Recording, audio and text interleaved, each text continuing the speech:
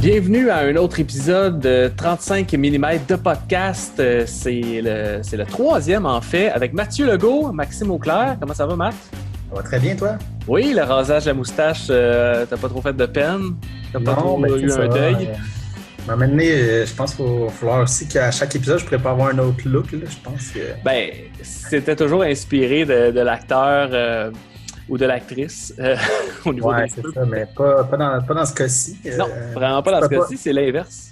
Je peux pas rattraper, en fait, le mal était fait. Oui, effectivement. Parce que, on va le dire tout de suite, on parle de You Were Never Really Here de Lynn Ramsey, un film de 2017, mais je pense que ça a vraiment vu le jour en 2018 sur les écrans au Canada.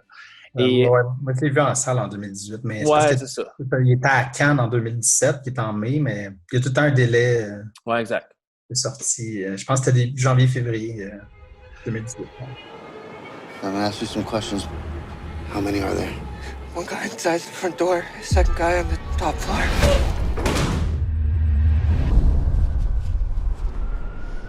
After the tone, please leave a message. It's done. Man called. He wants to see you right away. State Senator Albert Vato. His teenage daughter's missing. What's the lead? He got an anonymous text with an address. I've heard of these places. They said you were brutal. I can be. I want you to hurt them.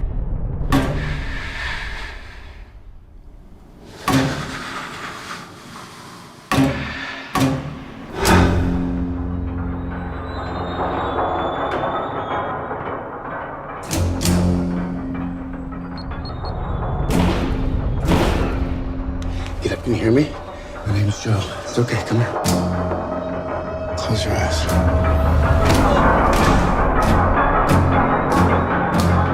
Where are you going? Taking you to your dad. 13, Sergeant 1 Central. You got him. Et donc, un film avec Joaquin Phoenix qui, justement, porte la grosse barbe dans celui-ci, donc d'où la référence qu'on parlait. C'est un quatrième film pour Lynn Ramsey, une réalisatrice écossaise, et qui est enfin, la production, c'est canado-britannique pour ce film-là. Et ça se passe à New York quand même. Pour expliquer un petit peu le synopsis, on a droit à un Joe, qui est joué par Joaquin Phoenix, qui est un vétéran de la guerre en Irak, un ex-marine en fait, et qui est un hitman, donc un tueur à gages qui est surtout spécialisé pour sauver les jeunes filles. Et donc le film ouvre, il est comme en train de terminer un coup. Je pense que ça se passe pas super bien. Et le gros du film ensuite, c'est au moment où il y a un sénateur américain qui le demande pour retrouver sa fille de 7-8 ans, je ne sais pas à quel âge, très jeune, qui a disparu à quelques reprises, mais que là, n'est jamais revenu. Et donc, voilà.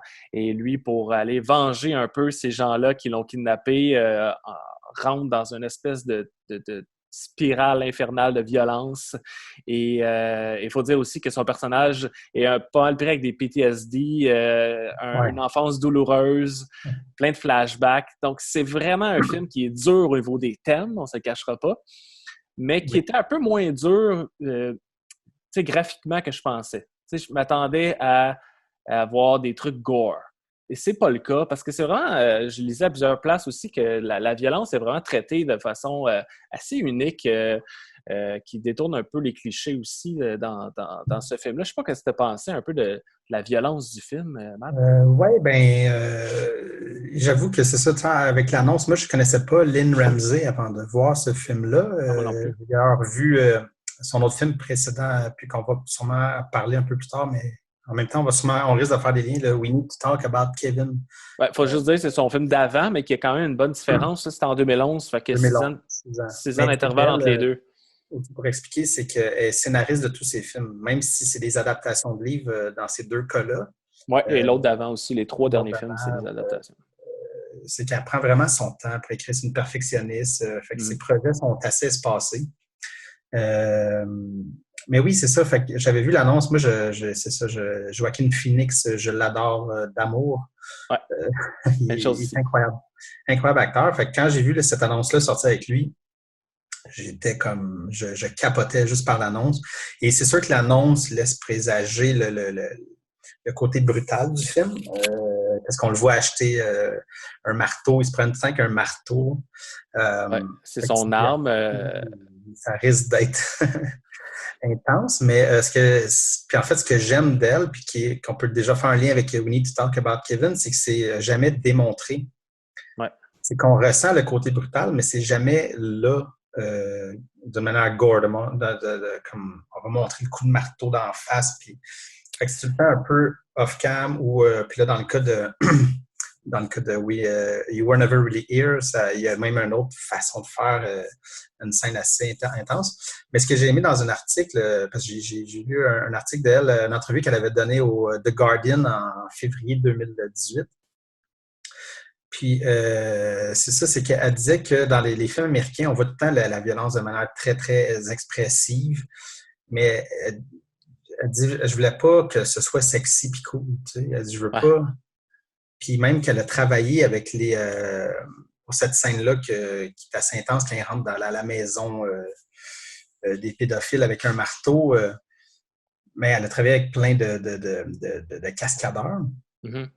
Puis ces gars-là, ben, ils sont habitués de travailler avec Hollywood. Puis, tu sais, on va faire ça. Puis, t'es comme, non, elle dit, tout ce que vous pensez faire, on le fera pas de même. Elle dit, je te jure que dans la vraie vie, si t'es frappé avec un marteau d'en face, tu flipperas pas. Tu vas juste Non, tu vas juste t'écraser. Ouais. Tu vas t'écraser à terre. Et c'est un peu ça, tu sais, c'est que ça ramène à ce niveau-là qui amène un côté réaliste, malgré qu'elle ne démontre pas trop. Tu sais, on n'est pas dans le sang. Puis je trouve que ça fonctionne mieux, en fait. C'est qu'elle nous met un univers très oppressant. Ouais. Très par le son, la musique, ça aussi on va en reparler, j'imagine, de long large, mais c'est pas juste l'image. Tu sais, déjà, elle a un cadre très beau, ça l'a étudié en photographie, puis ça paraît, là, tu sais, il y a une maîtrise du cadre, mais elle joue beaucoup avec le son, la musique. On se sent jamais bien dans ses films, mais, mais elle nous le fait plus ressentir que le montrer, en fait, puis qui est souvent l'essence d'un très grand réalisateur, réalisatrice dans ce cas-là.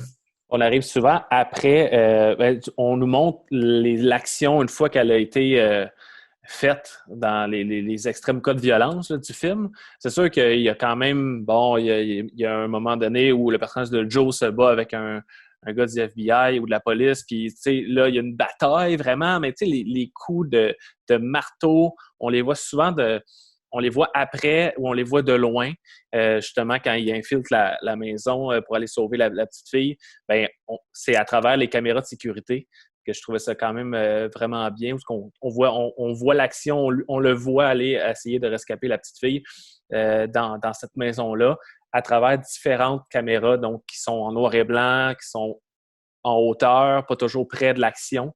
Oui. Fait que de le voir au loin frapper avec un marteau, c'est bien moins graphique, c'est bien moins pire. C'est sûr que c'est intense, là. On sent l'intensité avec le son et avec tout le montage, mais c'est pas sexy comme tu dis, là. C'est pas dégueulasse. Puis on voit souvent les sévices après. Là. Il y a du sang quand même. Là. C'est pas toujours super beau. Là. Elle finit par nous montrer un peu ce qui découle de cette action-là, mais c'est pas ça qui est mis en valeur, qui est mis de l'avant-plan. Je pense qu'on c'est ça, exactement. Je trouvais ça quand même bien de cette façon-là, parce que j'avais peur que ça soit trop graphique, que ça soit juste comme juste des images pour choquer. T'sais. Puis moi, c'est le premier film que je voyais d'elle, comme toi. On a vu We Need to Talk About Kevin après. Puis ben, c'est vrai que dans We Need to Talk About Kevin, là, pour faire une histoire courte, ben, c'est pas mal l'histoire de Tilda Swinton, qui est la mère d'un enfant, de 2 enfants, mais son plus vieux qui a été problématique depuis son jeune âge. On voit un peu à travers elle la tourmente de la mère et jusqu'à ce que son fils commet peut-être l'irréparable là, au niveau de violence. Donc, mais justement, la violence que son fils fait dans We Need to Talk About Kevin, on le voit après. On voit quand la police arrive, on voit les corps, mais on ne voit pas l'action en tant que telle. T'sais. Fait que ça, tu vois que elle avait déjà fait ça avant. Puis peut-être dans le cas du film qu'on parle, You Were Never Really Here, je disais que peut-être que c'était un peu trop cher ou trop compliqué d'avoir des permis, puis avoir justement des manipulateurs d'armes, puis tout cet encadrement-là pour faire ces scènes-là, que je pense que le marteau est arrivé à cause de cette raison-là. Peut-être que dans le roman, c'était peut-être pas un marteau, ça faudrait juste vérifier, mais je pense que c'est à cause des raisons techniques, peut-être d'argent ou pour faire ça plus simple, que ça a été le marteau. Puis finalement, ben, c'est vraiment plus payant, je pense, puis plus original d'y aller de cette façon-là. Ouais, puis c'est parce que ça amène aussi un côté plus... c'est que ça donne une motivation weird. C'est parce que ce personnage-là aussi, on a de la misère à... Il y a beaucoup de couches, comme tu disais. Là, c'est pas juste un film d'un gars qui prend des jobs. C'est vraiment tout sur le pourquoi il fait ça, pourquoi... Ouais. Même si on ne s'est jamais expliqué, mais tu te dis, OK, pourquoi il est rendu à faire ça? Puis il y a des flashbacks de toute sa vie, en fait, mais qui est comme un... C'est ça, c'est vraiment un film sur le PTSD, puis Ouais. quelqu'un de complètement brisé. Ouais. Donc, ça amenait quelque chose le marteau, puis justement la scène que tu parlais avec les caméras de surveillance, bien, amène une espèce de quelque chose de... Ça prend du guts de rentrer en quelque part avec un marteau. C'est pas... Il n'y a pas vraiment d'idée de ce qui se passe quand il rentre dans la maison, il ne sait pas trop. Puis même que, parce que moi, je l'ai vu à la sortie, donc en 2018, là, en salle, mais je l'ai réécouté rapidement là, avant qu'on filme pour me remettre un peu plus dedans. Puis justement, juste avant qu'on rentre, ça se passe vite. Il s'en va pour rentrer le code, mais on le voit qu'il vomit. Oui. Comme très rapide, puis là, il fait le code. C'est vite, hein? Je n'avais pas remarqué du premier coup, c'est en réécoutant des trucs. Parce que, pour expliquer, c'est ça, nous, on voit le système de caméra de surveillance comme si c'était un garde de sécurité. Fait que les caméras switchent par elles-mêmes dans un time. Fait qu'on le voit comme il venait de vomir, puis il fait le code, puis ça coupe à l'autre. Ouais. Tu n'as pas le temps de processer, mais quand je l'ai revu, je suis ah, OK, mais c'est ça, c'est ça, il rentre dans la maison, là, puis il sait pas trop, il y a comme le stress à monter, puis... Ouais. Fait que ça amenait l'idée. Après ça, il marche avec le marteau. T'es comme, OK, ça va pas, là. Ben, il faut dire aussi que tout le long du film, son personnage, on nous montre des flashbacks de sa jeunesse puis des fois, c'est pas juste des flashbacks, c'est plus tu sais pas trop si c'est une hallucination, c'est-tu la réalité, c'est-tu ce qu'il s'imagine, tu le vois jeune, tu le vois juste des flashs des trucs qui passent vraiment vite, c'est un petit peu confus à travers ça, mais c'est bien parce que ça nous met un peu dans la tête, puis c'est dans la tête du personnage, puis le personnage il faut dire là, qu'on est constamment sur lui, tu sais. Constamment, même que We Need to Talk About Kevin, c'est un peu ça, là, on est constamment avec Tilda Swinton. Oui, avec la mère. Avec la mère, puis dans ce film-là, il y a John C. Reilly qui fait son conjoint, qui fait le père, mais qu'on voit presque pas. Tu sais, on est vraiment à travers un personnage, c'est celui-là qu'on suit, puis dans les deux cas, c'est des excellentes performances. Joaquin Phoenix a gagné aussi le prix d'interprétation masculine à Cannes. Puis il dit pas grand-chose, hein? Je sais même pas s'il y avait un dialogue, mais tu le ressens. C'est une performance qui est incroyable, on pourrait peut-être comparer tout de suite avec le Joker qui est arrivé 2 ans après, qui sont 2 performances incroyables, mais complètement différentes parce qu'elle est tellement interne, celle-là, que tout se passe dans les yeux, tout se passe dans les mimiques qu'il va faire, puis dans les silences. Le non-dit est exploité. Là, avec de toutes les façons. De toutes les façons. On le voit quand il y a des jelly beans, là, puis qu'il joue, puis il crash les bonbons dans ses doigts. Il est comme... Il y a comme une conversation avec un autre personnage, puis la caméra est sur lui, il dit presque rien, mais tout dans ses moindres détails. Tu vois que c'est quelqu'un qui est super minutieux, puis qui a des troubles incroyables. Oui, ben, il essaie de le compenser par tout ce qu'il peut. Mais moi, je rajouterais The Master aussi. Ben oui. À ce trio-là de personnages complètement brisés. Joaquin Phoenix, c'est un abonné, on s'entend, mais je pense que ces 3-là, pour moi, c'est ces 3 plus grandes performances. Ouais. Ben, dans ce style de personnage-là, évidemment. Puis même que dans les grandes performances qu'il a faites, on peut rajouter Her aussi, là, qui sont dans les 10 dernières années. Là, c'est pas mal ces 4 plus gros films qu'il a fait dernièrement. Là, puis à chaque coup, là, c'est pas pareil, là, mais quand même, là, c'est c'est un acteur qui va jouer beaucoup avec les silences, qui va rarement peut-être avoir des personnages qui vont être super volubiles ou excentriques beaucoup, beaucoup. Et même Joker, oui, il est excentrique, mais... Mais ça a l'air que, tu sais, c'est ça. Phoenix a accepté, parce que c'est dans la même entrevue que j'avais de The Guardians, ça a l'air, c'est ça, au début, il a accepté le rôle. Ils ne sont pas rencontrés, lui et la réalisatrice. Ouais, mais il dit que c'est rare, il fait jamais ça. Non, c'est ça. Il y avait comme un feel à cause de l'écho sûrement de son autre film avant. Puis de... Il s'était parlé au téléphone, je pense qu'il... Ouais, il s'était parlé au téléphone, mais ça a l'air qu'il ne comprenait rien. Ah ouais? Parce que c'est ça, le gros accent écossais. Là. Il disait yeah, mais je savais pas moitié des affaires qu'elle me disait. Mais j'ai noté un truc, puis je trouvais ça intéressant. Parce qu'à un moment donné, il a comme écrit, ou je ne sais pas s'il a parlé, mais comme dit, j'aimerais ça que tu m'en dises plus sur le personnage, comme je me prépare. Puis tout ce qu'elle a fait, en fait, ça lui a envoyé un fichier audio par courriel. Puis c'était que des feux d'artifice qui explosent en boucle. Puis elle dit c'est ça qui se passe dans sa tête à tous les jours. Ouais. La seule chose qu'elle a dit. Ouais. Ben, ça, je l'ai lu ça aussi, puis c'est vraiment bon, puis ça fonctionne. Tu t'imagines vraiment que c'est ça qu'il entend. Puis il disait aussi que des fois, quand il y a comme un scénario est trop bien écrit, pas qu'il est trop, tu sais, qu'il est super bien détaillé, puis que tout le personnage est tout là, c'est pas nécessairement les rôles qu'il va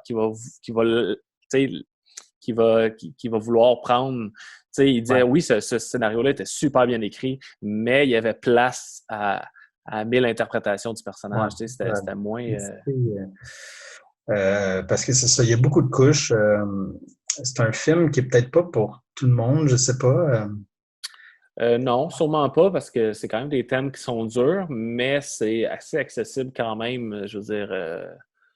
Ouais. C'est pas... je trouve que c'est un rythme qui est assez rapide. C'est pas un film qui est hyper long, c'est 1h30. Puis il y a quand même, tu sais, il y a beaucoup d'action, ça roule, tu sais. Je comprends que c'est pas un blockbuster, mais quand même, si vous avez aimé Joaquin Phoenix, si vous l'avez découvert à cause du Joker ou si vous l'aimez depuis longtemps, je veux dire, donnez-lui une autre chance de plus, vous allez capoter, là. Ah, tout à fait. Puis c'est pas pour rien qu'il a gagné meilleur acteur à Cannes. Puis c'est ça qui me faisait rire, tu sais, quand le Joker est sorti, puis là, c'était la folie, puis tout ça, puis j'étais comme... Même si c'est pas la même chose tout à fait, mais c'est comme deux personnages que tu peux... Tu sais, deux genres de films très challengeants, très psychologiques, très brutal, puis j'étais comme, OK. Mais, tu sais, le Joker, on s'entend là, si ça s'appelait pas Joker... il n'y aurait pas eu tant de monde qui aurait regardé ce film-là. Tu sais. Un film d'un gars en psychose psychologique qui rejette la société puis qui se fait taper.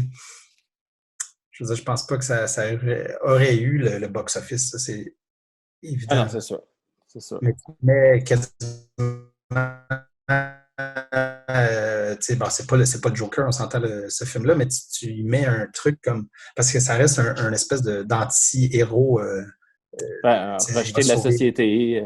La société, qui a été un militaire, un gars qui a travaillé pour l'FBI, puis là, ben c'est ça, à cause de ses troubles PTSD, tout ça, là, il est comme un peu en marge de la société, mais il continue à essayer de faire le bien d'une manière, de sa manière brutale. Fait que ça reste un genre d'anti-héros spécial, là, mais... puis le parallèle aussi avec Joker... Ça m'avait vraiment... Je suis sorti du cinéma et j'étais comme, wow, qu'est-ce que tu sens que tu as vécu, il y a quelque chose qui s'est passé là. C'est assez unanime, les critiques quand même, puis on dirait que personne n'avait vu ce film-là venir, tu sais, ça a comme été une surprise, je pense, peut-être dû au fait que Lynn Ramsey n'était pas assez connue, mais ça reste que ça a été une belle surprise pour pas mal tout ce que j'ai lu. Tout le monde dit « Wow, c'est un grand film ». Puis avec raison, elle a gagné, il faut dire aussi que Lynn Ramsey a gagné le meilleur scénario à Cannes. Puis elle a gagné des prix pour tous ses films.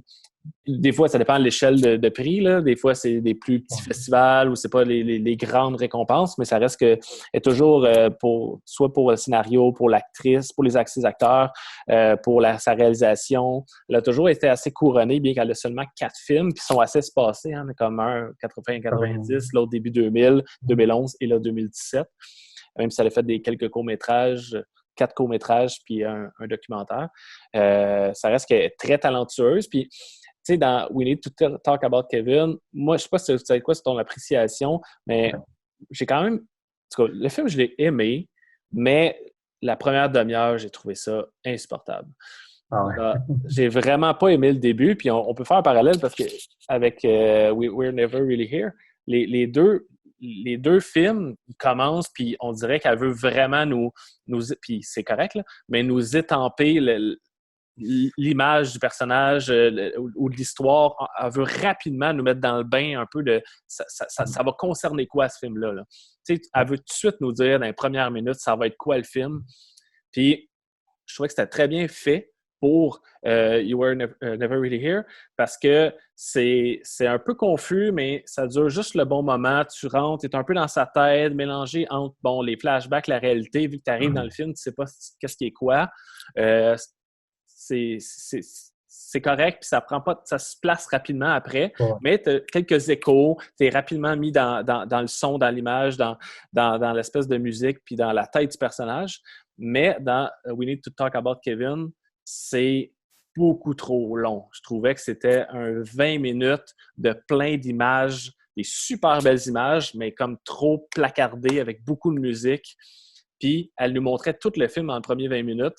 Puis après ça, tu n'as plus aucune surprise. C'est tout ce qui va arriver. Puis tu n'as à la limite presque plus d'intérêt d'écouter le reste du film. Ouais. Alors que je trouvais que pour celui le plus récent qu'on parle, avec Joaquin Phoenix, ça donne envie de voir le film.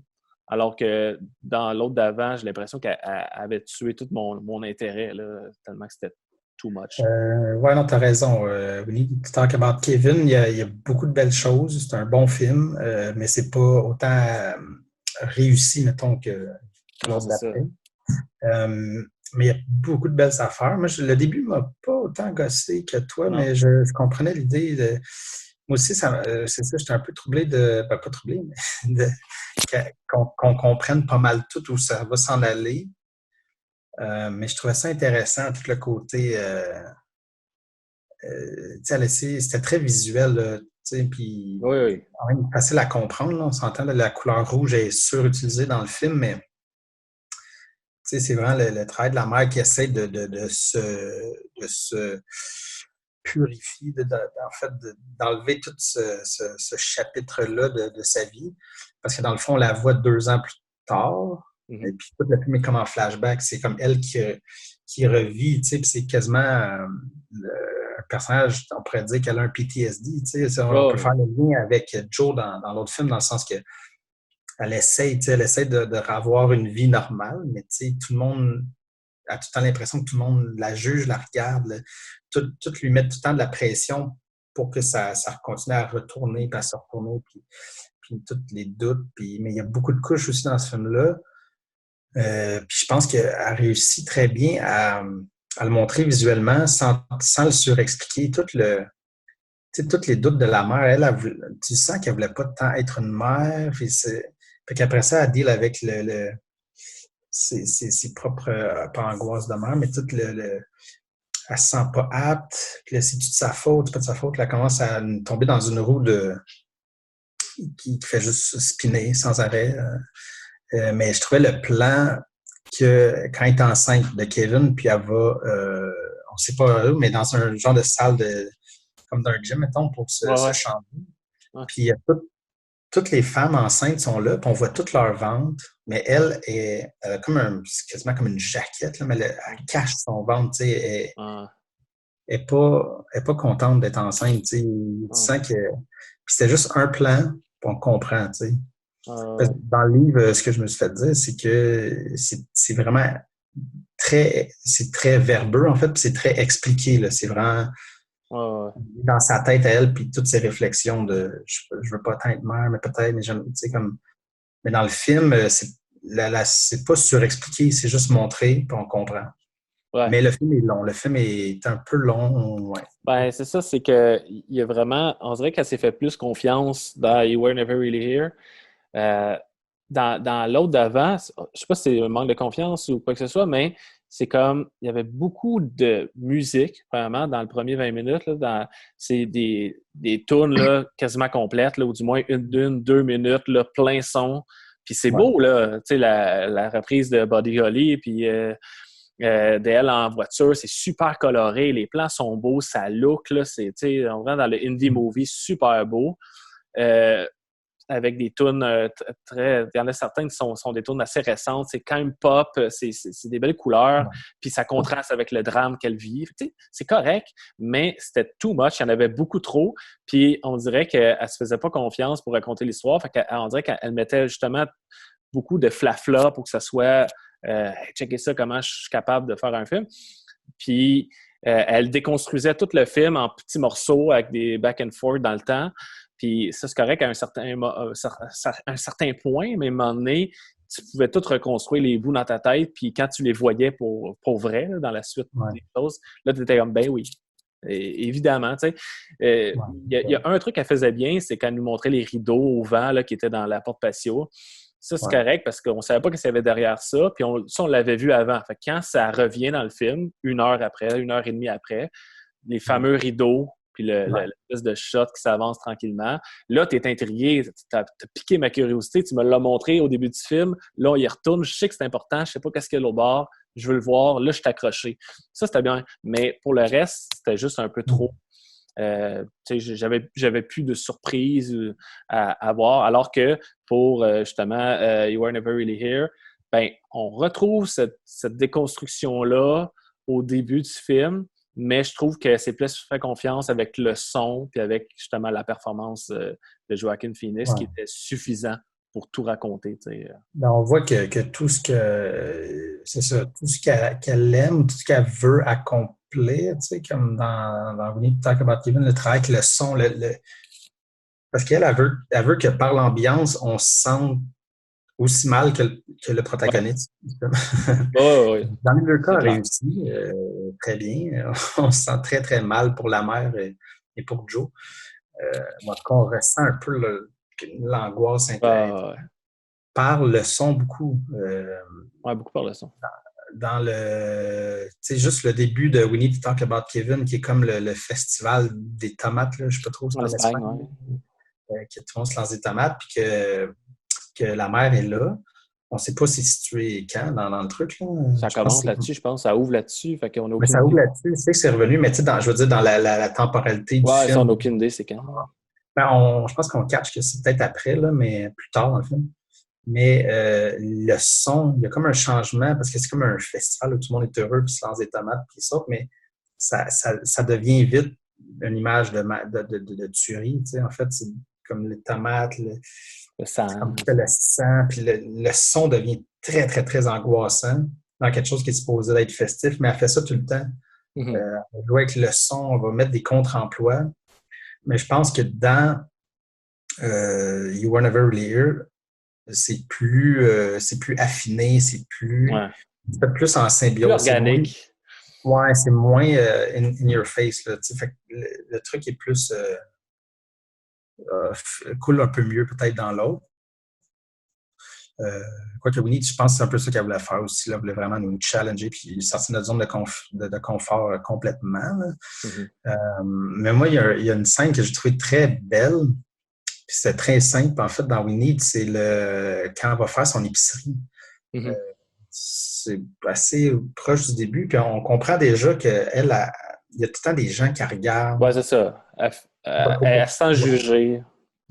Sans juger, les gens la regardent puis avec des regards assez méchants ou méfiants ou peu importe. Puis il y a juste un plan, elle arrive dans l'allée en plein centre, mais elle a comme un espèce de trench coat beige, mais qui tire sur le blanc. Fait elle a juste l'air d'être comme un fantôme, qui veut pas être là.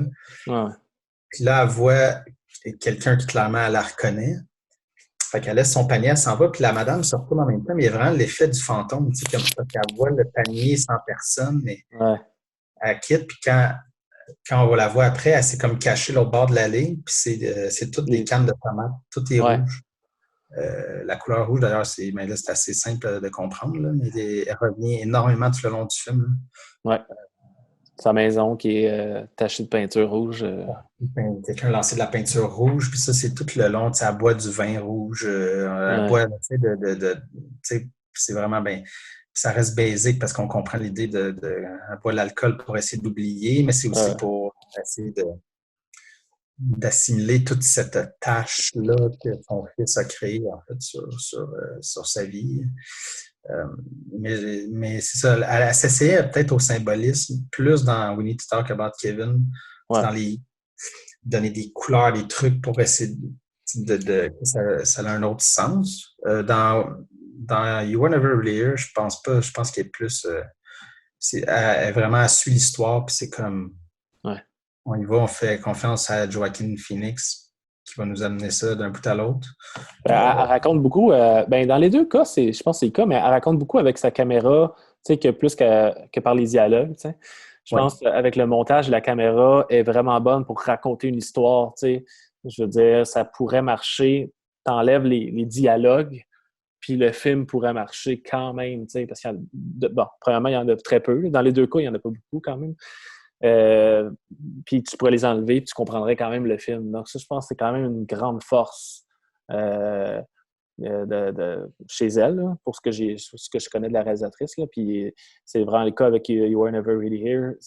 Il y a pas grand-chose qui se dit, parce que souvent, tu filmes le personnage qui est seul. Tu filmes Joaquin Phoenix quand il est dans sa voiture, quand il est chez eux, quand il est... Tu sais, il n'est pas en interaction beaucoup avec d'autres mondes, puis quand il est en interaction avec le monde, il parle presque pas. Donc, elle arrive bien à communiquer quand même, justement, narrativement une histoire, puis évidemment, l'émotion qu'elle cherche à nous envoyer. Fait que ça fonctionne beaucoup, beaucoup. Tout à fait. Mais là, parlons de l'autre personnage du film, qui est la musique de Jonny Greenwood. Jonny Greenwood, qui lui aussi a gagné des prix avec son apport dans ce film-là que je lisais. Puis, écoute, avec PTA, on a vu qu'est-ce qu'il est capable de faire aussi, là, que ce soit The Master, que ce soit Inherent Vice.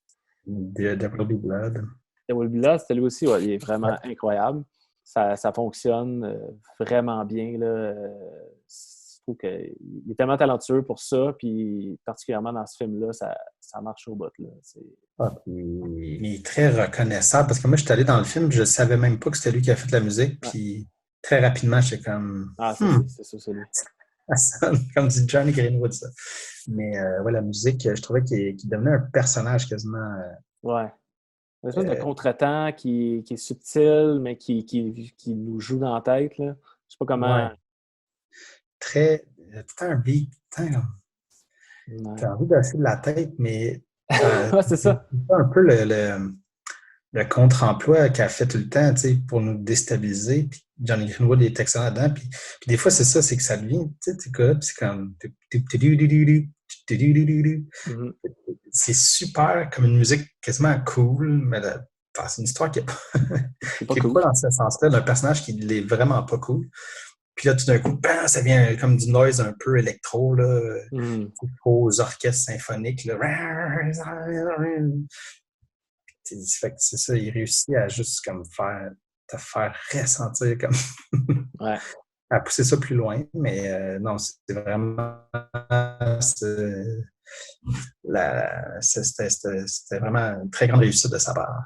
Puis avec le son aussi, tu sais, il y a beaucoup de voix étouffées, il y a beaucoup de voix au loin. On entend souvent un décompte là, de 40. Là.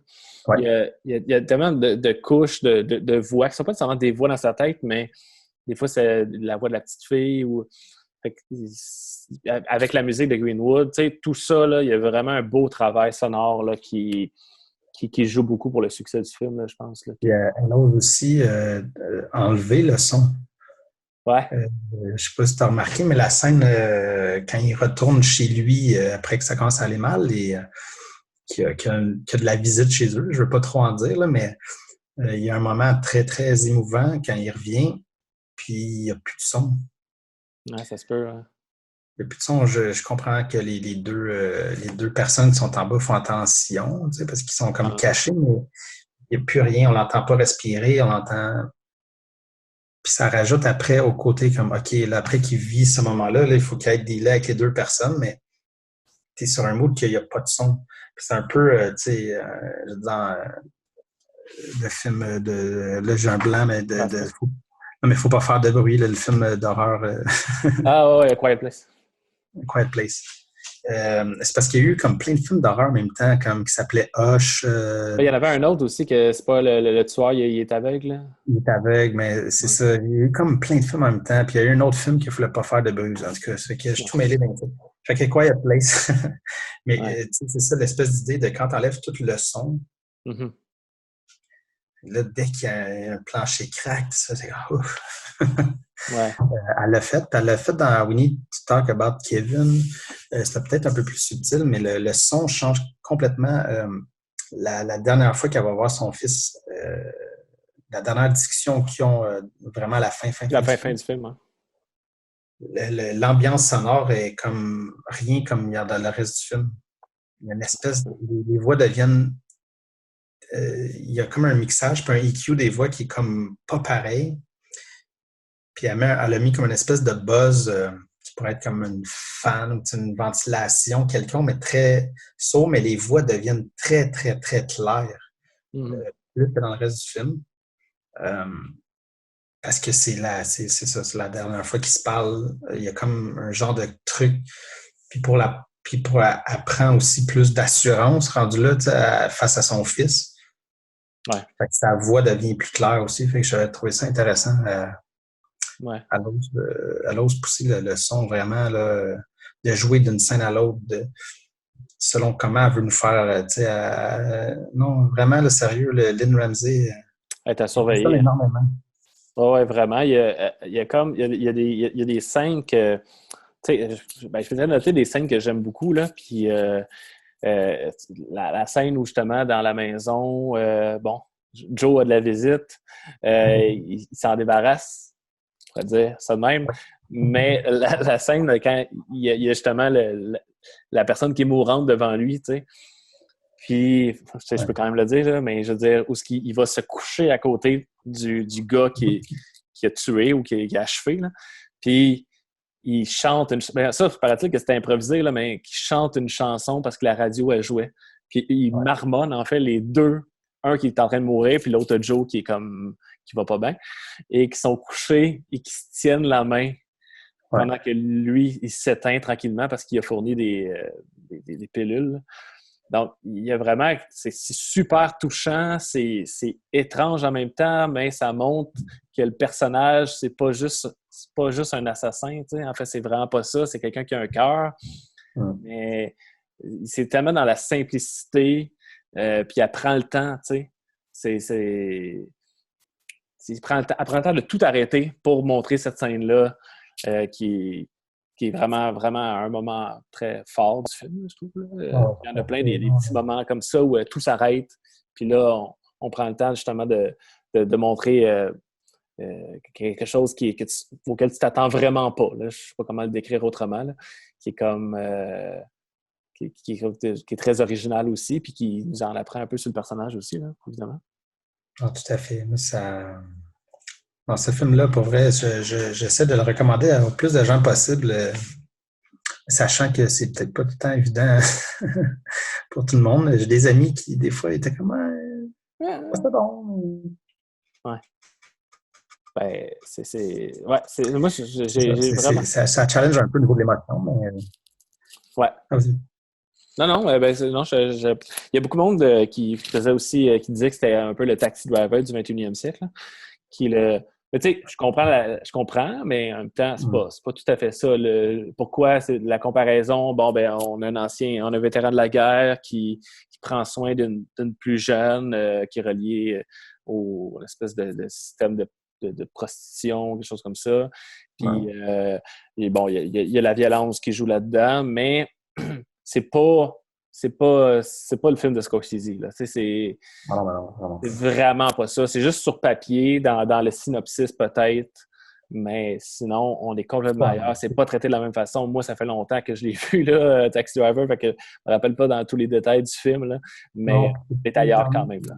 Taxi Driver, je veux dire, le lien se fait peut-être plus avec Joker, en fait, parce que c'est vraiment plus axé sur quelqu'un qui est mis de côté dans une société, puis qui ne sait pas comment dealer avec tout ça, puis qui est avec son, ben là, dépendamment du film, là, mais avec des troubles mentaux, le PTSD, whatever, ben, devient la violence qui lui est donnée revient, tu sais, vers la société. C'est plus, tu sais, Taxi Driver, c'est plus ça, me semble, c'est plus une haine du système ou une haine du fait que la société n'est pas là pour lui, tu sais. Ouais, c'est ça. Ça se fait plus ce lien-là avec Joker qui lui se fait battre ou il est comme tout le temps bullié, puis là, ben, ça va mener sauter. Mais dans ce film-là, c'est pas tant ça. C'est plus une crise personnelle. C'est plus... Ouais, il se cherche complètement, il sait pas... mais il a quand même trouvé une certaine voie en étant ce pseudo-héros obscur. Fait qu'il donne un certain sens à sa vie, là, tu sais, puis c'est pas un film, tu sais, il n'y a pas de haine face à un système qui l'a peut-être échappé, ou tu sais, c'est pas, fait que c'est vraiment, le lien avec Taxi Driver, il est assez mince. C'est comme une espèce de mélange entre Drive, Joker, Taxi Driver, puis Léon. C'est comme un espèce de melting pot de tout ça. On pense que si vous avez vu ces films-là, vous avez une bonne idée de à quoi ça peut ressembler.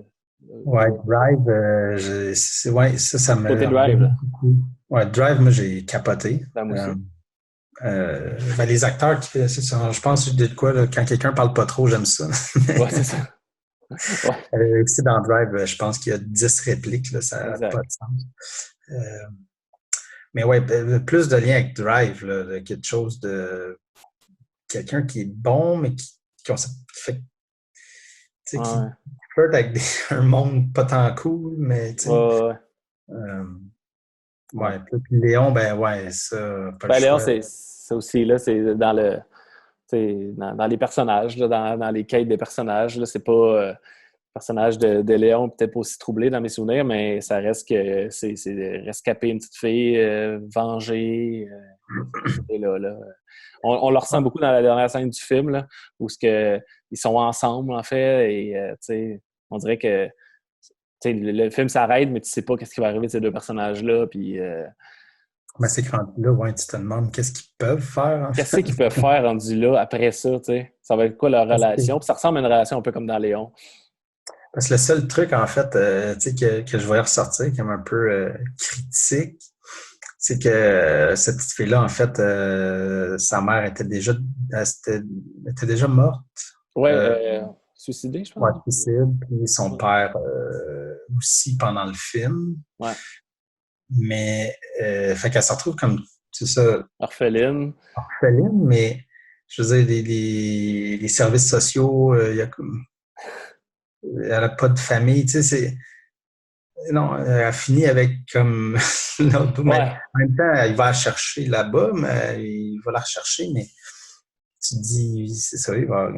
Ben, tu sais, si c'est dans la même journée, tout ça se passe vite, c'est plausible, mais tu peux pas, tu sais, je veux dire, il arriverait clairement quelque chose avec la petite fille si c'était plus longtemps, là, tu sais, il pourrait pas errer ensemble sous l'aile de Joe qui va pas bien, puis qu'il l'amène chez eux, puis s'en occupe, là, ça n'a aucun sens, là.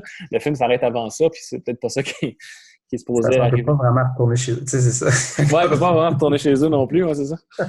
Puis, ouais. Mais... D'ailleurs, puis ça, je sors un peu du truc, là, mais j'aime ça me moquer des Français, là, mais... Ah oui, je voulais le dire aussi. Ah, vas-y. Parce que quasiment la dernière phrase qui est prononcée dans le film, c'est le titre. Les Français aiment ça, renommer le titre anglais avec un autre titre anglais. Il faut dire qu'au Québec, c'est tu n'es pas vraiment là, un truc comme ça. C'est vraiment You Were Never Really Here. Oh, ouais. Alors en France, ça s'appelle A Beautiful Day. A Beautiful Day, c'est ça qu'il dit, comme tu dis dans le film à la toute fin. Mais non seulement c'est en anglais, puis c'est leur traduction, puis ça représente même pas le film, là, je comprends pas. Là. Non, ça n'a pas rapport. Ça n'a aucun rapport. Ça me faisait beaucoup rire. Moi Mais aussi. Ouais. Ben, donc, ouais, moi, je suggère fortement ce film-là, si jamais vous êtes intrigué. On espère pas trop avoir spoilé de trucs, mais ça reste que c'est vraiment une expérience qui se vit, là, veux pas, là. C'est tellement immersif, c'est tellement imagé, le son, tout. On pourrait pas le décrire au mieux que si vous aviez à l'écouter, là. Je pense que l'expérience, c'est vraiment une expérience à vivre, là. ouais. Donc, Ouais. C'est le genre de film qui te donne une petite décharge d'adrénaline. ouais. Ça fait du bien, ces films-là, même malgré que c'est drôle à dire. Mais moi, ça me fait du bien. Tu sais, ouais. des films coup de poing de même, parce que le film sort, c'est comme. J'aime ça aussi, des films comme ça. Ouais. Non, exact. Ça l'exorcise aussi un peu. Un film qui est bon jusque dans ses moindres petits détails. Là. Les scènes de transition, ce qui se passe, que c'est pas vraiment la grosse action, c'est tout de même très intéressant. Il n'y a rien qui est là au hasard, puis il n'y a rien qui est trop. Il est vraiment bien coupé, là, et tu perds pas de temps, puis tu n'as pas le temps de t'ennuyer pendant tout. Là. Ça, non, il y a une réalisatrice qui va être sur ma liste pour très longtemps. Lynn Ramsey. Donc, We're Never Really Here. On pourrait parler, avant de se laisser, de petites suggestions, peut-être, de films. Oui. Écoute, vas-y donc. Tu avais quelque chose à... Ouais, ben, je voulais aller un peu... j'ai décidé juste avant qu'on commence. Puis, je m'étais fait une liste de films. Puis là-dedans, j'ai regardé le film qui...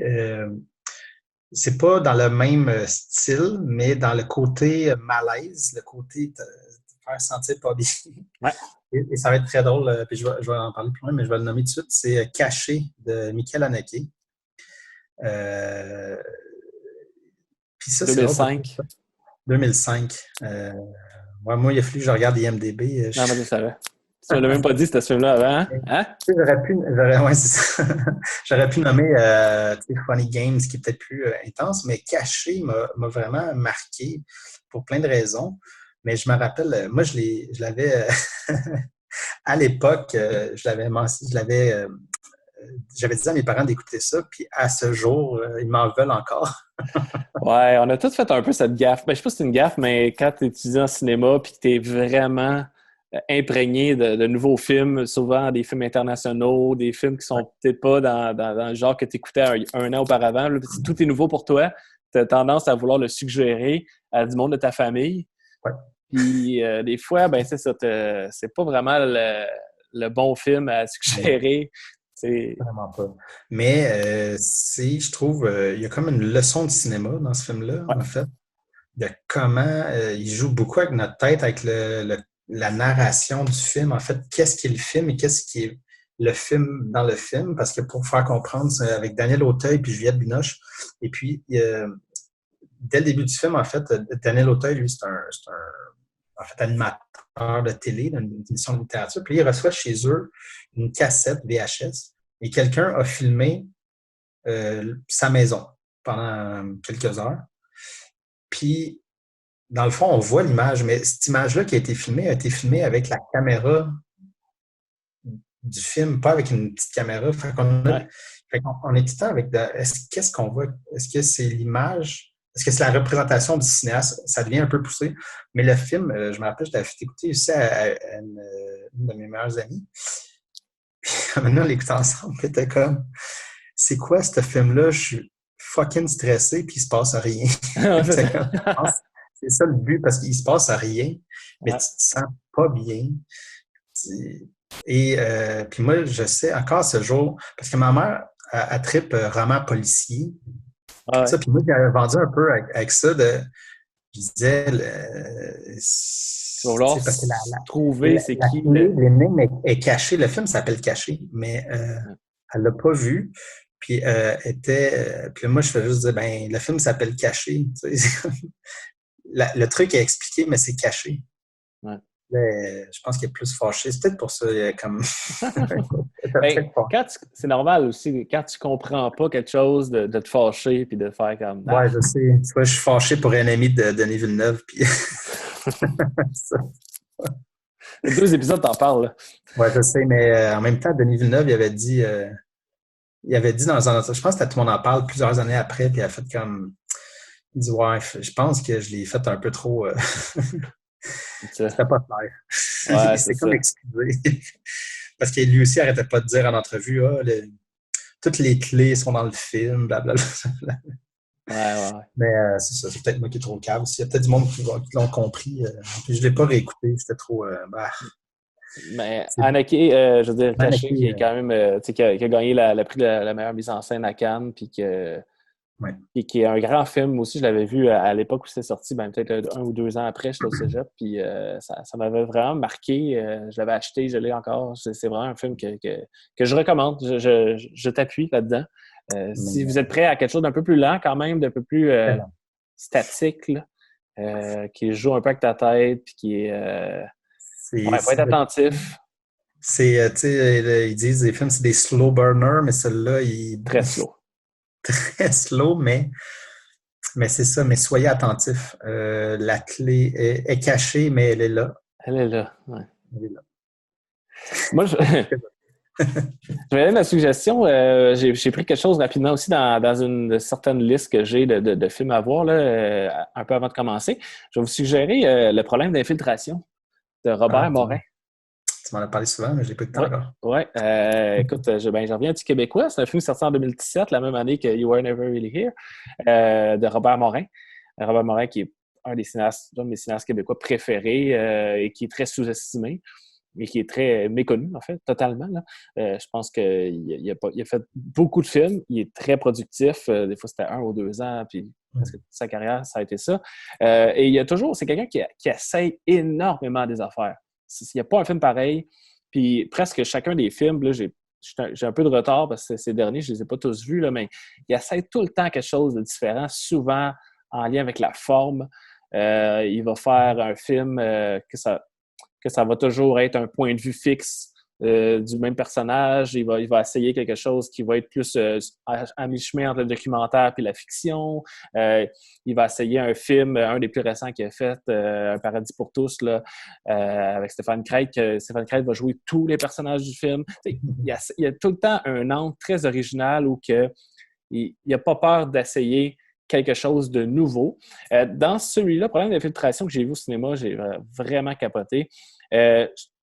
Je sais pas c'est quoi le truc qui fait qu'il est unique, là. Il n'y a peut-être pas une affaire, là. Je pense qu'il est vraiment peut-être un de ses plus aboutis, tout simplement, là. Avec Christian Bégin, qui est incroyable. Et là, il y a peut-être un parallèle à faire avec le film qu'on parlait, mais dans le sens où t'es pas bien. Un film de malaise, un film de... T'es vraiment pas bien. Hein? Ça infiltre. Ouais, ça infiltre. Et vraiment des super beaux plans. Tu sais, lui qui a des fois fait des films à petit budget ou que c'était volontaire que ça soit, mettons, la caméra soit l'image soit cheap ou que ça soit en éclairage naturel. Tu sais, il a vraiment fait des trucs à low budget. Là, celui-là, j'ai l'impression que, en tout cas, il look vraiment bien. Là. Il est super beau. Puis il y a une espèce de montée dramatique. Puis justement, on assiste pas mal à la chute du personnage. Puis la courbe est parfaite. C'est vraiment... tu files pas bien du début à la fin. Puis c'est peut-être un de mes films préférés de lui. C'est son meilleur, en tout cas, ce jour. Là. Et c'est un film québécois. Donc, ça s'écoute super bien aussi, mais il faut être quand même averti. Je rajoute à l'instant... Prends une infiltration et voilà... Add to watch list. Yes. C'est rapide. Donc, on se laisse là-dessus. Ben oui. Puis, écoute, reste avec nous autres. On va vous fournir d'autres épisodes. Puis, jamais il y a des films ou des sujets ou des thèmes. Des fois, comme là, on a parlé d'un film plus...